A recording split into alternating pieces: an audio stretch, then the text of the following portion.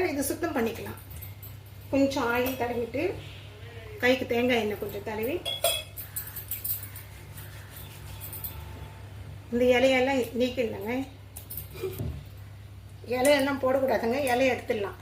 இலையெல்லாம் எடுத்துட்டு முத்தினதாக இருந்துச்சுன்னா தோல் எடுத்துடலாங்க. கொஞ்சம் எலசாக இருந்துச்சுன்னா அப்படியே கட் பண்ணி போட்டுடலாம். சின்ன சின்ன துண்டுகளாக்கலாம். இது கொஞ்சம் முத்தினதான்றதுனால கொஞ்சம் தோல் எடுத்துடலாங்க. இது போல் தோல் எடுத்துட்டு சின்ன சின்ன துண்டுகளாக கட் பண்ணணும். இருக்கிறதுனால அப்படியே கட் பண்ணலாங்க. இது எலசாக இருக்குது போட்டு கட் பண்ணாலும் கையை அரிப்பு இருக்குங்க.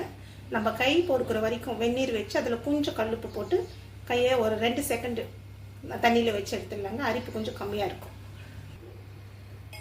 இப்போ கடாய் சூடாகிடுச்சுங்க. 2 டேபிள் ஸ்பூன் எண்ணெய் சேர்த்துக்கலாம்.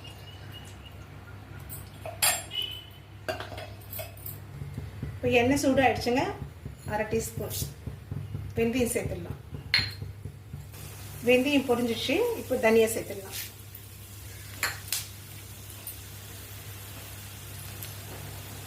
தனியாக கொஞ்சம் செவந்துடுச்சு. இப்போ மிளகு சேர்த்துக்கலாம். இப்போ சீரகமாக சேர்த்துடலாம்.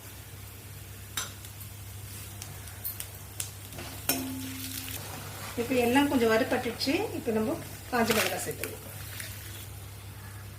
நீங்கள் உங்கள் காரத்துக்கு ஏற்ற மாதிரி மிளகாயை சேர்த்துக்கலாங்க. இப்போ பூண்டை சேர்த்துடலாங்க. சின்ன வெங்காயமும் சேர்த்துக்கலாம்.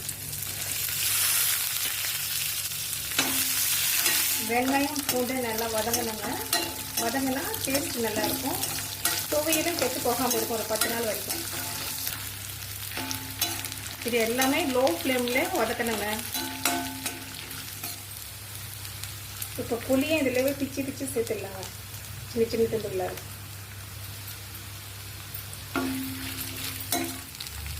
புளி சேர்த்த பிறகு ஒரு 3 நிமிஷம் வதக்கிட்டு தட்டுக்கு மாற்றி ஆற வச்சிடலாம்.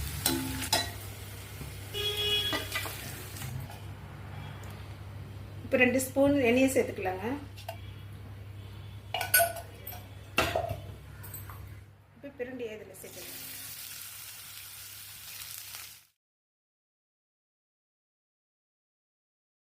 கால் டீஸ்பூன் மஞ்சள் தூள் போட்டு நல்லா வதக்கணுங்க. நல்லா வதங்கினா தான் நம்மளுக்கு சாப்பிடும்போது நாக்கு அரிப்பு இல்லாமல் இருக்கும்.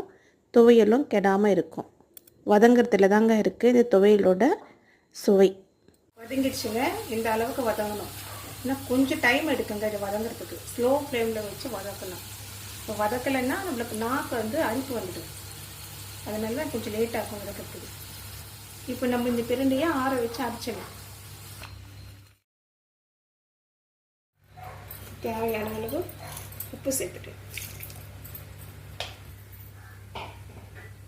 இப்போ பிரண்டை சேர்த்துட்டேங்க மிக்சியில். இது வெந்நீர் ஆற வச்சு வச்சுருக்கேன். கொஞ்சமாக சேர்த்துக்கலாம். ஒரு 3 டேபிள் ஸ்பூன் அளவு போடும்.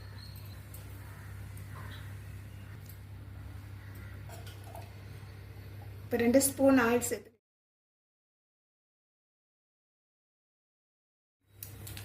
கடுகு பொரிஞ்சிச்சு. இப்போ சீரகம் 1 ஸ்பூன், காஞ்ச மிளகாய் 2 கிள்ளி போட்டிருக்காங்க, 3 மிளகாய்,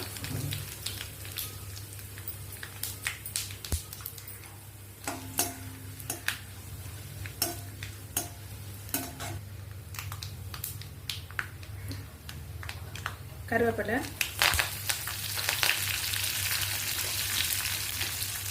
பெருங்காயம். இப்போ பிரண்டையை சேர்த்துடலாங்க.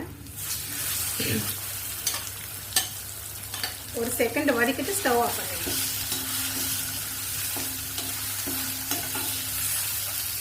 அவ்வளோதான்.